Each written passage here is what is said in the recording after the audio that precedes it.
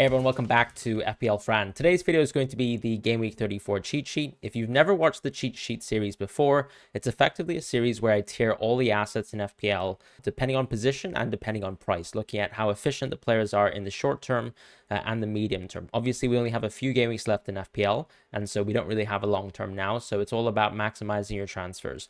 One thing that I'll mention as a point to transfer strategy is that if you're free hitting, the second segment of this cheat sheet will capture all the free hit picks. If you're wild carding on 35, same for you there. You're just looking at the best free hit picks effectively to transfer into your team and to maximize your squad value. As far as for the people who are, making transfers up until the end of the season, maybe you're doing something crazier like wildcard 38.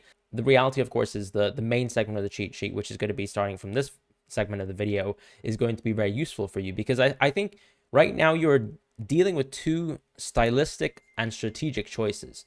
Either you can go very aggressive this week and take in more doublers for Game Week 34, or you just simply take a passive strategy. You maybe roll one of your free transfers this week. Maybe you even roll once again just because you actually have a strong team with strong players who actually have doubles in the future, like let's say Game Week 35, 37. Or as I said, if you take that hit hungry strategy, you take hits this week, but you also know that you're going to be taking more hits in the future. And I think both strategies could pay off because in theory, the hit strategy or the hit hungry strategy is more about maximizing doublers. So you're kind of looking at, for example, the cost of a transfer like Son to Eze this week and trying to decipher whether that's going to get enough value. Let's say if I take a hit from Son to Eze this week, if I expect Eze to get 11 points, is it worthwhile if I have to take a future -4 to get Eze out of my team or to bring Son back into my team? And you need to kind of think about the ramifications of that. I think both strategies can pay off. And really, it's whether you're confident in these doublers, confident in their minutes, and therefore want to take a lot of hits on 34 and 35, or you take the passive approach and you sort of sidestep 34 a little bit, recognize that you might lose a little bit of value compared to the field, hope that some of your single game week players will outperform our expectations for them, and then you build up your team, save free transfers for game week 35, get as many doublers as possible there because they'll double again on game week 37. And that's the two ways to navigate the landscape. That's why also a lot of players will be green this week, more so than usual in any FPL game week, because as I said, I think both strategy or strategic choices are completely viable. It really just comes down to the outcomes and what you personally like to do when you're playing FPL, whether you're hit hungry or you're more passive, and that's totally fine. So quickly going to the cheat sheet here, starting with the midfield for the regular segment of the cheat sheet. Not too many changes here, to be quite honest. We have Rashford being introduced. We have Fran also rising within the cheat sheet. The reason why this is the case is because, of course, United, this is such a good jumping on fixture. So if you're someone who's, let's say, taking a little bit more of a balanced approach, let's say you want to get someone who's going to have good fixtures anyways on Game Week 35. So the same way, for example, Isak will play Sheffield United on Game Week 35. Bruno is someone who's going to be playing on Game Week 35 as well. So he's going to have a great fixture there, a great single Game Week fixture. And he still, in my opinion, compares very well to people who have great fixtures on Game Week 35, but have a much worse fixture on Game Week 34. So your Chelsea players, or even let's say your Newcastle players, technically Newcastle have a worse fixture on Game Week 34. When it comes to, let's say, a team like Chelsea, of course, they have a double in Game Week 35, but a horrendous fixture in Game Week 34. So it's one of those things where I do think Fernandes in the midfield position is a very unique pick that can be very good and very strong for this week. Rashford, for me, is still too much of a differential. Not too concerned about him. The reason why we don't have any sort of glaring or overwhelming changes is because I still think that with Olise, you're dealing with a player who's recently come back from injury, and ultimately when you're punting onto, let's say, Crystal Palace with just one free transfer, I would feel much more secure going for it as a transfer over Olise. So whilst I think Olise could arguably be seen as, a yellow tier pick, and you'll see that, of course, in the free hit segment of the video. I just think that if you're looking at a bit more of a permanent transfer, Eze is just much more better. And if I had to choose between them, yes, of course, more ownership is going to be shifted towards Eze, but I also think that that's for the right reasons. Now, of course, if you're limited by price and you want the upside of a double game week player for this week, I can understand going for Olise, but that's about it in terms of discussing those two players. As far as players who are orange, right, your Richarlisons, your Madisons of the world who are Tottenham players, what I will say is that they're orange, but they're very well worth keeping within your team. So if you already have these players in place, I would not be concerned about, moving them off this week. I know a lot of people are looking actually to go out of Son this week. And I think, to be fair, as I said, depending on your strategic or stylistic approach, you can go out of Son, because I know that Son is a little bit different compared to other Tottenham players in that he's a huge cash cow. So what usually going out of Son will allow a lot of managers to do, for example, even in my case within FPL, is if I go out of Son and I go into someone like Eze, I've suddenly got basically 4 million in the bank to sort of play around with another transfer, and I can really or very easily strengthen another position in FPL. So two very strong transfers for the purpose of this week where you have a Spurs blank. But of course, if you have more inexpensive Spurs players, I think that you should probably still keep them for Game Week 35. That's the only point that I'll mention. As far as other changes in the cheat sheet here, when we talk about Wolves, I think I wanted to touch on Sarabia, of course, in the midfield position. He is still green for me because I think that his minutes will stay relatively strong. We can probably see that Hwang, Sarabia, Cunha is going to be the front line for a while. I still think that Sarabia is actually the penalty taker. Maybe I'm wrong. Maybe it's actually Hwang. But I'll be keen to see how things develop. And once again, of course, he's very good for Game Week 35 as well. So compared to, let's say, someone like Olise, where you could argue that maybe you're not going to play him any time after Game Week 34, at least Sarabia has that sort of edge of the Luton game, which is why he still remains high. On Garnacho, I think a lot of people will be questioning why I haven't dropped him into a yellow pick, given, for example, there's a little bit of doubt around his sort of place within the team, whether he's, coexisting with the manager well, the manager being Ten Hag, of course, and I think in situations like this, when you have two beautiful fixtures, and of course a double in Game Week 37, in reality, Garnacho just has stellar fixtures. I think if you're someone who's already invested into Garnacho, I would not see this as an opportunity to take or take the chance to go out of Garnacho, because I think if he plays going forwards for United, he's just going to be an incredible pick. And I really don't think that United have the tools to necessarily just sit Garnacho for sort of disciplinary reasons. Maybe I'm wrong. Maybe Anthony starts for Sheffield United, but I would much rather take the punt or take the risk to go take Garnacho out of the team after the Sheffield United game, and also, seeing United's performance, seeing whether he actually lands on the bench. Because in my opinion, I still think that he's fine, and that's sort of how I view Garnacho going forwards. As far as other players within the cheat sheet here, the only player I wanted to comment on is your Luis Diaz, your Havertz's, and your Odegaards, right? Your Game Week 34 players. In my opinion, I do think that all of these players are worth that sort of 1 week punt concept the same way Eze is as well. So if you're not already invested into triple Arsenal, if you're not already invested into, let's say, triple Liverpool, I do still think it makes sense to probably go for your Luis Diaz's and your Odegaards and your Havertz's, because I still think that they'll play the minutes. Right now, of course, for Arsenal, the priority is just to maximize everything from this league campaign. So I can see Odegaard and Havertz's minutes being very good. As far as Luis Diaz, though, of course, it is Atalanta dependent as well. I think that in reality, he's been Liverpool's best attacker. But you can still see that situations, of course, where he can get subbed off early compared to, let's say, someone like Salah, who is very quiet in the game versus Crystal Palace, but actually was allowed to play 95 minutes effectively. Whereas Luis Diaz, of course, was hooked off at 68 minutes. In my opinion, part of this is because Luis Diaz has also accumulated a lot of minutes over the course of the season, right? Coming back from the international break, he effectively played 1 3/4 of games of football with Colombia.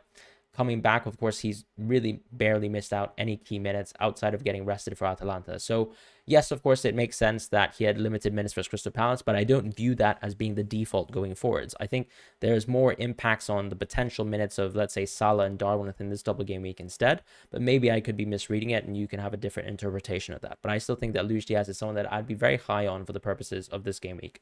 And moving on to the forward position, because we just don't have any real significant changes in the midfield position. We've upgraded Jackson, we've downgraded Darwin, and we've also downgraded Tony.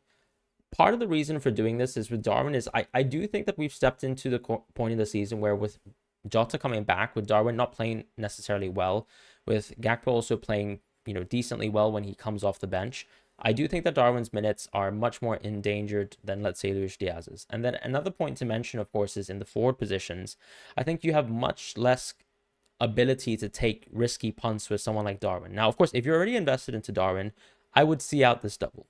But if, let's say, you're looking at, future transfers and even Game Week 34 transfers, I'd be much more comfortable moving into, an Isak, for example, on Game Week 34 with just a single Game Week fixture, because you just know that the long term looks so good.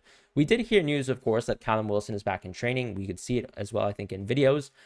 I think one concern, of course, is what that means for Isak. In my opinion, with Anthony Gordon being such a stalwart player, with Barnes playing well too, I'm struggling to actually believe that Wilson will sort of take away minutes from Isak in the short term too soon or shove him out wide. So maybe I'm wrong. Maybe Wilson will come back to the team very quickly, but I still think that Isak has been playing brilliantly. It would be weird, in my opinion, to sort of disrupt what Newcastle have going on, considering Wilson is a very different style of player compared to Isak as well. So I'd like to see what happens with Eddie Howe. Keep in mind, of course, around this time in the season, Wilson absolutely smashed it and Isak went wide, and was a pretty boring FPL asset. But I really do think that, with Wilson sort of being so unpredictable, him being a much more veteran player and much less dependable, and Isak, of course, being the future of this Newcastle team, I'm struggling to believe that Isak will lose significant minutes. So I have no concerns over him as a pick. With Jackson, I think you saw, for example, the upside of Jackson in terms of a game like Everton, where ultimately, Jackson is a player who's going to have 5 game weeks, or 5 games in 3 game weeks, starting from game week 35. And there's not many other players in the game who can compete with him. So my ideal front line potentially would be something like Jackson, Isak, and Haaland.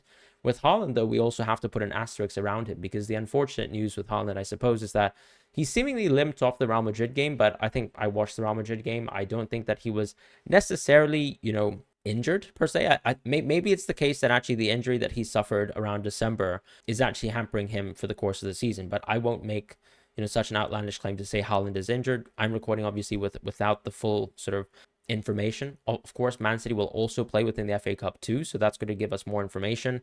I would not be, for example, looking at this as an opportunity to necessarily sell Haaland immediately for the Brighton game.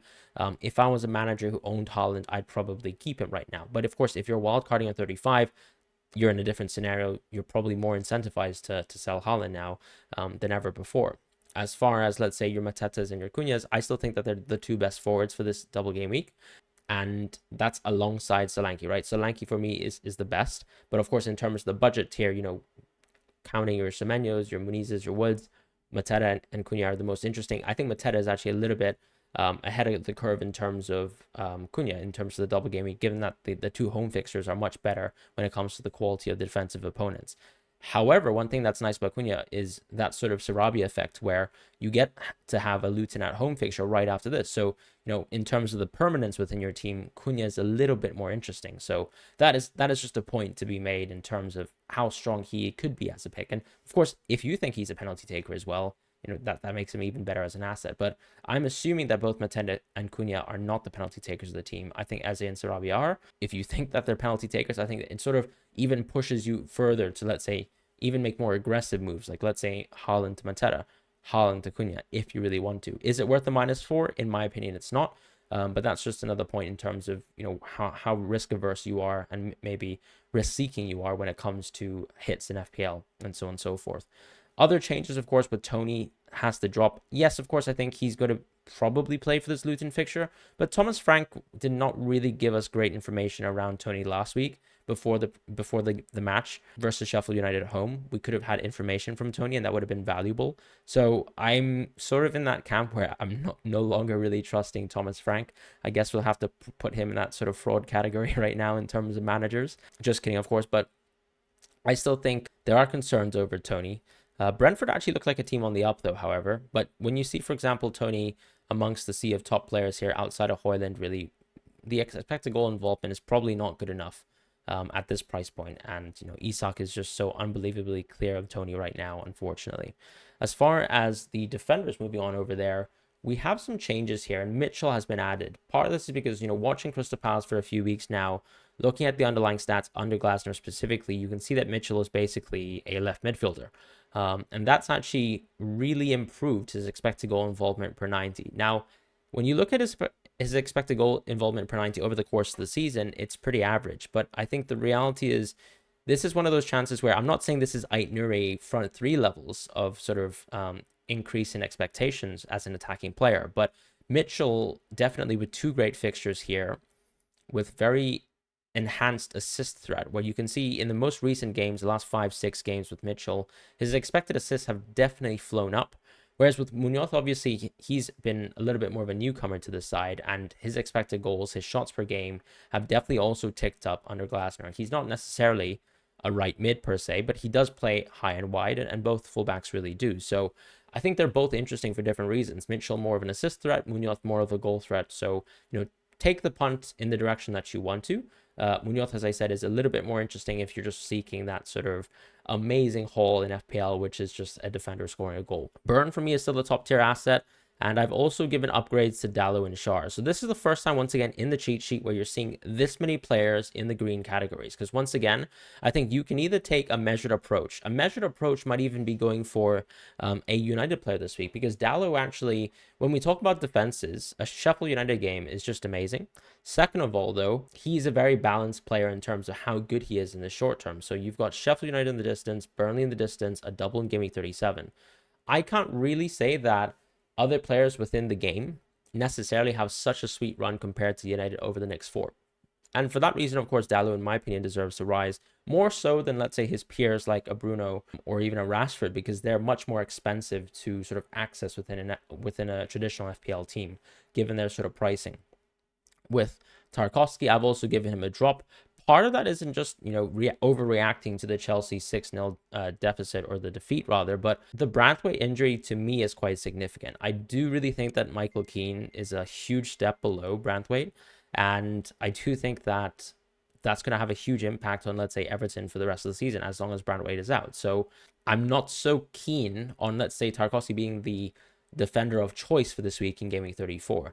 Yes, I think an Everton defender is very good in the context of they have a good fixture in Game Week 34 in Nottingham Forest at home. And then on Game Week 37, they've got Sheffield United at home. So for the people who are still looking for that bench boost dream, I think you either go for Burn, who basically has a slightly worse fixture this week, but you sort of get that Sheffield United fixture once again on Game Week 35 anyways, but then a double on Game Week 37. Or, of course, you can even go for Munoz, who, in my opinion, just has the attacking threat now that's very, very clear. But also just, much better chances of getting a clean sheet here with Crystal Palace. So I think Game Week 34 being so strong for Crystal Palace now makes them pretty firmly ahead of, let's say, a Branthwaite, a Mikolenko, or a Tarkowski for now. And Branthwaite, of course, an asterisk has been added to him simply due to the potential injury. And I'm not sure how severe it is, to be quite honest. Other changes would be to Schär as well. We talked about how he's had a pretty good goal threat. He's scored recently quite a fair bit, even disallowed goals, that is. But expected goal involvement per 90 is still a little bit low. But I think one thing that's nice about Newcastle is that if you look at, for example, the rolling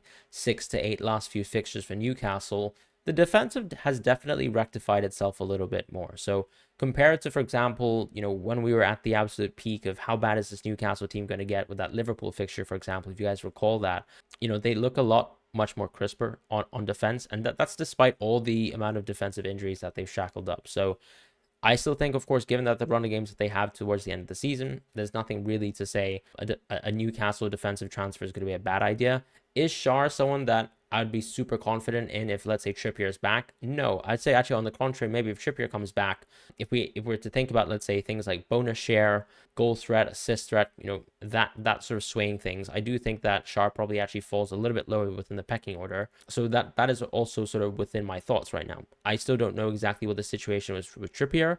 So my assumption is with him sort of being out for a while longer, Schär actually becomes, slightly more dominant in terms of being that defender who is more prone to getting FPL points. Because I think Zinchenko is such a good FPL example when we look at, let's say, this Arsenal team. Because when you see Zinchenko play, his bonus points, his baselines are flying up when he's playing. When Zinchenko's out, you can see someone like Saliba, Gabriel getting much more of the ball and themselves finding themselves within more chances of getting better baseline bonus. And so I think this is very similar to Newcastle when Trippier is not within the team, because there's no one who's actually necessarily as ball dominant as Trippier, and that sort of sways your placement and your priority over someone like Schär in FPL. So that's why we have a lot of greens this week, once again reflecting the strategic choices that are available to different types of FPL managers. Whether you choose your Game Week 34 players like your Liverpool players is up to you. Robertson is someone that I've given a rise this week, and part of this, of course, is because Robertson has been pretty good for Liverpool recently. And another point that I'll mention is that Tsimikas, unfortunately, has been also pretty poor. We talked about and we referenced the 45-minute substitution versus Atalanta as well for Tsimikas, and then Robertson playing pretty well for Crystal Palace, creating a lot of significant chances as well for this Liverpool team. I think that there's a pretty high chance that Robertson will actually play the double out. As far as Alexander-Arnold, though, I think that the risk with him is, unfortunately, he is someone who's coming back from injury. even though you would see these games as must win for Liverpool, and in reality they are. They're in the title race and they're trying to win. But I still think that there's a pretty high chance that he could still get rested one game, because he is coming back from injury. He effectively got re-injured within the last time out by sort of overplaying his minutes too early on. Bradley is injured, yes, and that's huge because he's out for 2 to 3 weeks. But the impact of that, to me, sounds like Gomez could play more minutes within the right back position, as opposed to, for example, sometimes just being a default left back substitution. So for me, that actually strengthens Robertson in the short term, and I'd still be a little bit more cautious about Alexander-Arnold, and I would probably go for Trent only if I was free hitting and I was absolutely certain, for example, that let's say if he didn't play the Atalanta game, maybe you're a lot more comfortable in 2 starts in Game Week 34. As far as the goalkeepers here for the cheat sheet, not too many significant changes. We just have a Pickford drop, and we have an Ederson rise and Allison being introduced. Part of this, of course, is once again reflective of the different choices that you have from a chip strategy point of view. Ederson, of course, once again, doubling on Game Week 37. Good fixtures up until then, effectively. With Allison, it's about maximizing Game Week 34 in the short term, and whether you value that, maybe you're bench boosting on Game Week 34. So that makes Allison a very strong pick.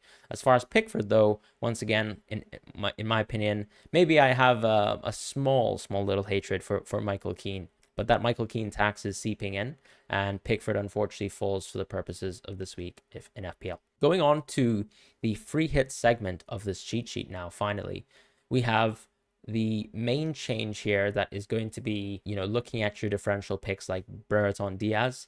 Obviously, a Sheffield United player here. You don't very often get to see Sheffield United players on the cheat sheet. I think Archer did feature in early segments of the cheat sheet in FPL season, just because we like those dead slots in FPL. But right now, he's a very valid punt. You've got Burnley at home, which is a great game. His underlying stats are incredible, but his minutes haven't been perfect, right? So these stats are always expected goal involvement per 90. Is he a 90-minute player for Sheffield United? In my opinion, he isn't. But he's been someone who definitely starts most games, and there are games where he can play 68 minutes, 77 minutes, or even, upwards of 80. My concern with Brereton Diaz is that I still think that you can get someone who plays for potentially a better team and potentially is also on penalties for a better sort of value like Sarabia, even on the free hit. With Olise, I think you can argue that he's got slightly better underlying stats as well, better fixtures, and for me also could be worth the punt as long as you also trust in his minutes, because his minutes are also just about as dicey as Brereton Diaz's. With McAllister, I think his minutes are perfect, but the glaring stats, of course, are going to be expected goal involvement per 90. Now, part of this, too, is we acknowledge the tactical shift in McAllister's role with Endo playing within the team, but I also have to say Liverpool have been really dull on attack recently, and he's also been much more involved within the midfield and sort of just naturally playing deeper because Liverpool have not been so dominant in all aspects of play. So, the punt on McAllister, I just don't think is really worth it on a free hit, but I think, objectively, is he a good pick? Of course he is, but it's about maximizing triple Liverpool, and you probably don't want to do so with McAllister when you're trying to hit a ceiling. But of course, he is going to be a very low-owned pick, so he is a differential. With Hwang, I don't trust the minutes. With McNeil, I think the ceiling is pretty low, but at the same time, the baseline is quite high, because I think he's one of the few players here within this list where you can very easily say the minutes will be guaranteed for him. But it comes down to, once again, unflattering expected goal involvement per 90. And of course, he's underperformed a little bit this season when you look at the goals and assists per 90, namely being 0.27 per 90, which is, flat out the worst within the sections here within this cheat sheet. As far as Eze, for me, he's just an amazing pick. I think he's probably the most locked in midfielder, I would say. If you want to make the argument that, let's say, Arsenal midfielders can be rotated because they're tired, because they've exhausted themselves, that's fine. But I really think that Eze's minutes are guaranteed. Yes, of course, recently versus Liverpool and City, he did play reduced minutes, but I don't think that makes me concerned with him. If you look actually at the tail end of March and the game that they had at the start of April, Eze actually played 90 minutes between those two games. So I think, once again, it's a question of tactical plans versus tougher teams like City and Liverpool, who obviously mount substitutions and obviously probably require a team like Crystal Palace to, pull on defensive substitutions, or at least people who can maybe work a little bit harder, whilst Eze might not be the most active defender within the team. So for me, within these easier fixtures, I would say Eze is just a prime pick. Havertz, I'm still very confident over. The argument can be made, of course, that there are situations where Jesus will play up top and Havertz will drop deeper, but I still think that he's a very worthwhile punt. We've still seen, of course, left center mids for Arsenal still get very involved, and I'm not too concerned overall with Havertz and his efficacy because I think that his minutes for this Arsenal team are going to be very strong. Luis Diaz, I explained earlier, but I think that he's probably still one of the most informed players for this Liverpool team. And yes, whilst we're seeing early substitutions for Salah, early substitutions for Luis Diaz in different games, I would still be very confident about them because, of course, when you're talking about Liverpool here and maximizing, there's still a lot of value to be gained here from the midfielders because I think there's ever so often the chance that Liverpool will also rotate with the defense, and maybe outside of Virgil van Dijk or let's say Alisson, who I wouldn't be that tempted by. It's a goalkeeper at the end of the day. With Virgil, at least you've got the aerial threat being one of the key set piece threats in the entire world, within your team. But on the flip side here, I think there is, space within your FPL team to take the punt on Luis Diaz and Salah. And part of this too is because I just think that Jota is still not going to get enough minutes. He's still going to be worked in and eased in. Luis Diaz, as I said, expected goal involvement wise has also ticked up recently. And another point to mention too, of course, is that I've been a little bit more downcast on Darwin. So hence the slightly more positive take on Luis Diaz and Salah. With the midfielders for Arsenal, once again, it's a case of still, if let's say you think that they're going to struggle within one of their fixtures and Arsenal are going to be playing Wolves first, so, in terms of order of play, they are going to be playing away from home, but they still have to absolutely fight for, tooth and nail for this season because the Premier League is the only thing that matters for them. So I just think Saka and Odegaard are probably your most obvious and safest picks within a free hit here. But once again, with Odegaard and Havertz, I think the question can be easily made about, whether you go for your Odegaard or your Havertz. I think that Havertz is more interesting when it comes to expected goal involvement per 90 because I no longer believe that we're in a world where Odegaard has pen share. So for me, I would choose Havertz over Odegaard, but it comes down to, once again, what are your thoughts on the minutes of Havertz and maybe also whether tactically you can see yourself or see Havertz playing center forward for 2 games. As far as the forwards here for the free hit 34, for me, Mateta is the best forward to go for in terms of the fixtures, right? So outside of, let's say, Solanke, who I think will be nailed for most players because he is your 90-minute player, he is your penalty player, he is your high expected goal involvement per 90 player. So I like Solanke a lot, even though he has 2 away fixtures. But Mateta for me would be the perfect player to pair him up with. And then Cunha, I think, is, as I said, someone who's very interesting, but less interesting in the context of a free hit. Because for me, the value of the Wolves player was always the fixtures in and around Game Week 34 being very good. And for example, Game Week 35 being Luton at home. With Cunha, I think if you're just being objective with Game Week 34, one of these fixtures is Arsenal. You're pitting up a Wolves attacker versus Arsenal. We still recognize this Arsenal to be one of the best defenses in the world. Even though Arsenal just lost in the Champions League, they conceded 1 goal to Bayern Munich, one of the best offenses in the world. Are you that concerned that Arsenal are going to let the floodgates open because they lost in the Champions League? I'm not. So that's my thoughts on Cunha. I think he's still probably the pick that I would consider, 3rd best right now. And the same with Darwin too, because for me, my concern is not his expected goal per 90, it's his minutes over this double. So that's my concern with Darwin. And then there's differentials here in Beto and Højlund and Isak. But I mean, Højlund has some pretty subpar stats, if we're being honest. But he has a great fixture. Isak, I mean, this is if you're playing scared in FPL, in my opinion. With Haaland, we just saw a small concern in terms of his minutes, arguably. But I think it's also a very unique context in that the Real Madrid team was defending incredibly well, better than I've seen them personally. And he's still going to be an interesting pick, but it's still Brighton. It's still away from home.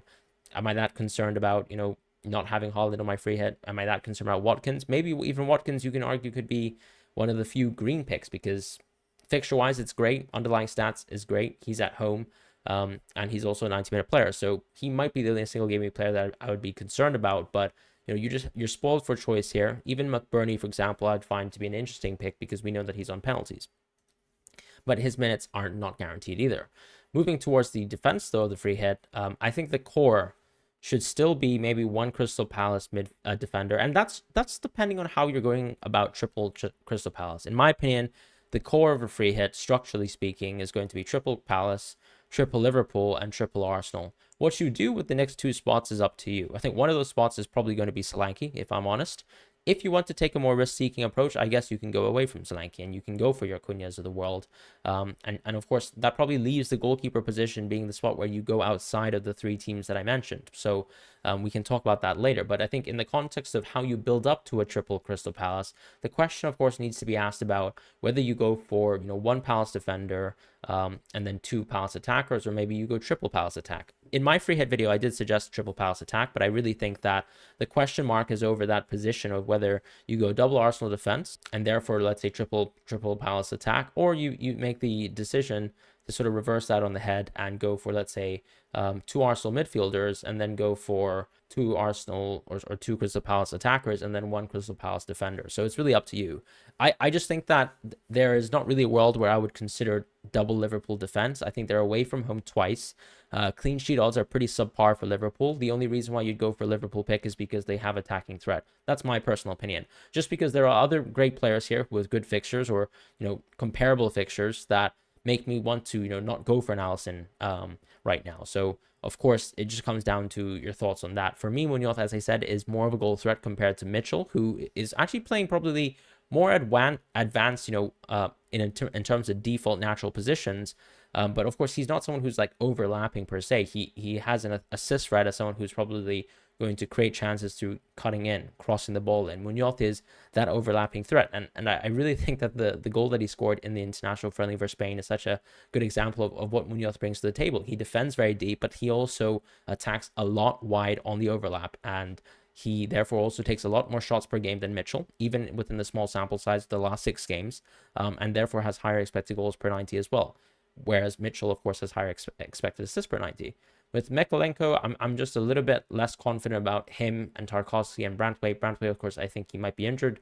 Tarkowski is a different type of threat in that he's a set-piece threat. Mykolenko is someone who could maybe be a little bit more interesting if you, let's say, think that he can score one of the screamers that he did early in the season. But my concern with Mykolenko is that his underlying stats are poor. I'm not that overly enthused about the Branthwaite injury, as I said, and even though that they have 2 home fixtures, I just think that this is a chance to sidestep Everton, unfortunately, on the free hit. As far as Ait-Nouri, I think he'd be a brilliant pick if we knew that he was going to play, but given that the front line is almost back to full health for Wolves, another thing that you're looking at is that first of all, one of the games is versus Arsenal, where you're probably going to lose your clean sheet. Second of all, Wolves' defense just isn't very good. So if we compare to the likes of Crystal Palace, compared to the likes of Everton, they're just an inherently worse defense. And that's why when you look at the expected goals conceded rank, we have Wolves at 12th, whereas Crystal Palace and Everton, respectively, are 5th and 6th. And this is after the Chelsea game, after the 6-0-2 being factored in. So something to mention. I think Ait-Nouri is still a yellow tier pick, and with a huge asterisk, of course, you need to be absolutely certain that he plays 2 games for him to even be worthwhile to put into a free hit draft. With the Arsenal defense, I do think Gabriel Saliba is the way to go.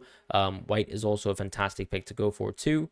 Wouldn't be too concerned about their minutes. Zinchenko has sort of been in and out of the team. I think it's interesting that he didn't play within the Champions League match. It probably actually suggests that there is a world where you can see Zinchenko play 2 games in a row.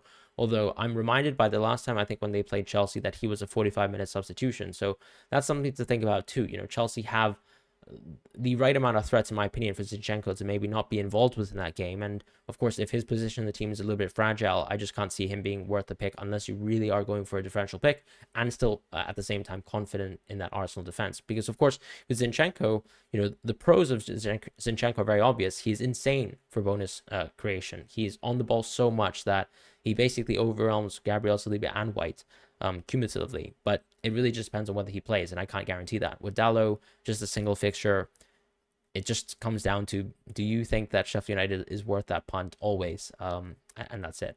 With Virgil, White, and Robertson, you have them as green tier picks. White, I've discussed as well previously. Virgil, I think, is the safer pick. Robertson, for me, as I said, recently has shown a lot of form, so I think he's a brilliant idea, and him and Trent are specifically dependent on Atalanta. I think if we see Robertson maybe get rested again versus Atalanta, and you see, for example, Liverpool field a semi sort of makeshift B team and they sort of roll over, then Robertson for me just becomes a very, very clear and obvious pick. Now, of course, if Robertson starts every game versus Atalanta, maybe he starts the next 3, but of course I think that his minutes could also be reduced because we do see Robertson get rotated in doubles in the past. That's not something that's new to us, and that would be me a little bit lower on him. With Trent, I think the same thing can happen, right? Where let's say maybe he gets rested versus Atalanta and you're a lot higher on him, but I still think that's a huge judgment call given that he's coming back from injury, and I still think that this Liverpool team is very prudent with players coming back, even though Bradley's out. The reality is that they will still be able to maybe fit in minutes for Tsimikas and definitely Joe Gomez at various stints. With the goalkeepers here, for me, Raya, Alisson, Henderson are your best picks, but it goes back down to the points of opportunity cost. Whilst these are the best goalkeepers, I think that you have a chance here to just simply sidestep them, because I still think that the attackers have a higher ceiling. And even the defenders, the attacking fullbacks, for example, or your set piece threats like your Gabriel, your Salibas, your Virgil van Dijks are more interesting than your Rayas, your Alissons, your Henderson. So for that reason alone, you can see them as green tier picks, and that's because they are green tier picks. But I think when you're thinking about maximizing the ceiling of a free hit, I'd much rather go for the attacking defenders. And if you're going for attacking defenders and attackers in general from these teams, it makes more sense to actually pick your goalkeeper from the lot of the sort of yellow tier picks here. Grbic, of course, from Sheffield United is a differential here. I'm not really considering him. I don't really value the Sheffield United defense whatsoever. But Pickford, of course, I know a lot of people are going to be looking at this most recent result versus Chelsea and suddenly being very cold on Pickford. But for me, him and Sa are the most sensible picks in terms of low-owned picks who are still reasonably good for this game week, have 2 home fixtures both each, and despite not us, for example, let's say looking at the Pickford game being an easy clean sheet loss versus Liverpool, maybe the same with Sa versus Arsenal, I think you have an opportunity here to just take the punt with Pickford as your 11th man and call it a day, even though you might not value the Everton defense. Because with Neto, I think a lot of people are actually going to be going with Neto with their sort of natural sort of dead-end teams, Wildcard 35, or their rolling teams, given that they've recently transferred into him with Gaming 28 and that double in mind. So I think you have a chance here to just go with a slightly riskier option in the sense that risk is effective ownership, and you go with Pickford and Sa, who still have better clean sheet odds than Neto ultimately. And that's it for the cheat sheet this week. A little bit of a long one. Really enjoyed the Champions League win versus Man City. That was hectic to watch us defend for 100 minutes, but I'm a very happy man, and I hope you guys have a wonderful week ahead. We'll see you guys soon for more videos, as well as the team selection for Gaming 34. Take care and goodbye, and I'll see you soon.